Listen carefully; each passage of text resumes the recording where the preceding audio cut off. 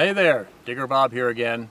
Yeah, I know it's been a while since I've done a video, but this one is a little bit different. This one is going to be informational rather than instructional. I've got something to show you that you have never seen before. And I know that's quite a statement, but I want you to think about something for a minute. How many of you, well, let's put it this way. Why do we do what we do? Why do we pursue this, the treasure in all its various forms? What is the point? Do we do it for the fun and the exercise? Or do we do it for, a little bit of history, for that unusual find? No, we do it for the dream. And the dream is a dream of striking it rich. I'm about to show you something that will make you a believer that it is still possible. Okay? This was found right here in Northern California in July of this year, 2014.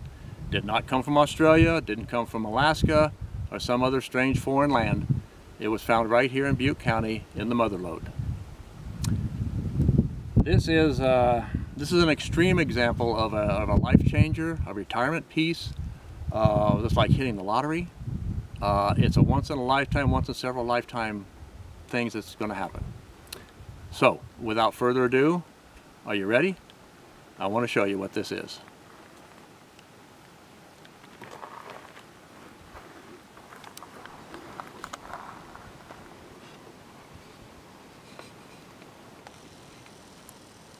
That's right, it's a gold nugget. And it's not just any gold nugget. That is a solid placer nugget, not a specimen, no quartz. 6 1/4 troy pounds, 75 troy ounces. And it was found right here in Butte County. And as you can see, it's well water worn. But it was not found near any present water course.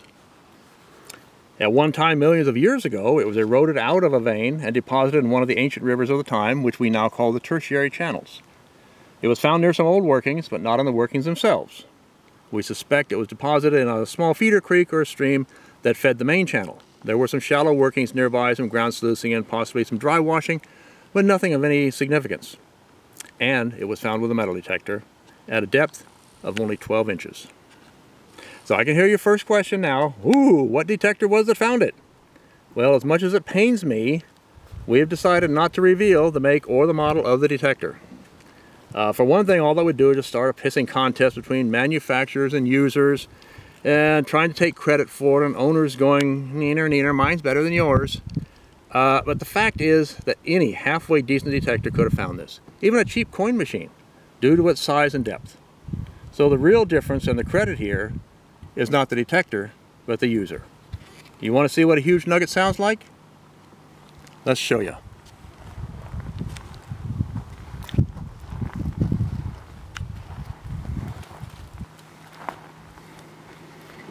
We'll use this detector as an example.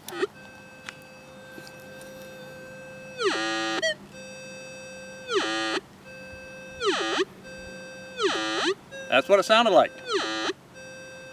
A great big old piece of trash, a tin can, a horseshoe, a big piece of pipe, some big piece of junk.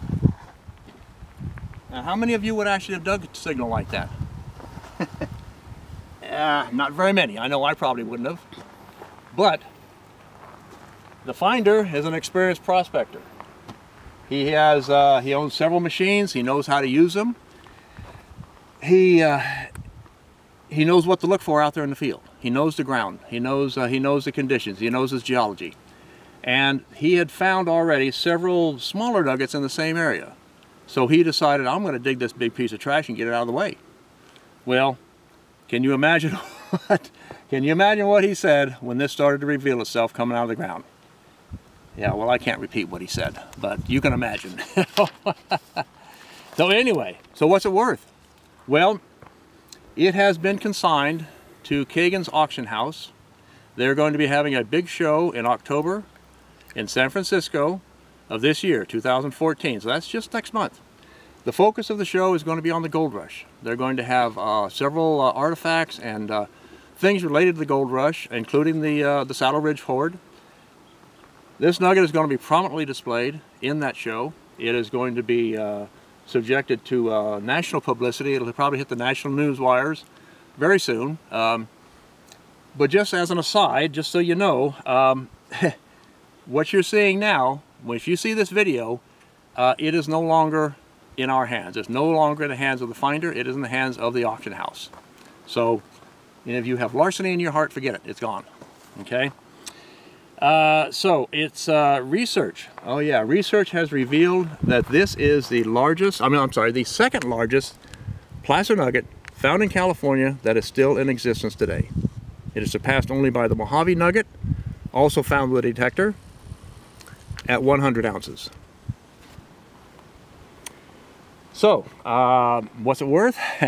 Well, pre-sale estimates put this as going for between $250,000 and $400,000. That's right. You're looking at $250,000 in gold that I'm holding in my hand right now. Now that is retirement for sure. So, to sum it up, let's have some disclaimers. I did not find it. I do not have possession of it. The finder did not have it. I don't know the finder's name, except I call him Mr. Smith. I don't even know where he lives. I have a P.O. box, that's all I know. So, it's on its way. Actually, by the time you see this, like I said, it will be gone already. So, he obviously wants to remain anonymous. He has graciously allowed me to be his spokesman for the publicity for my business, Comstock Metal Detectors, and also in the hopes that it will spur detector sales and interest nationwide, and worldwide for that matter. So this video rather, and any still photos, there are some still photos of it being dug up. Those will be available and uploaded to my website shortly, that is diggerbob.com. So, that's about all there is. I just wanted to show this to you, and I want you to take this away from this presentation. Don't give up. They're still out there, okay? Buried treasure in all its forms is still there and is still being found today. Follow the 3 Ps: persistence, patience, perseverance. Keep at it. Keep the dream alive. Okay? Thanks so much, and we'll see you soon.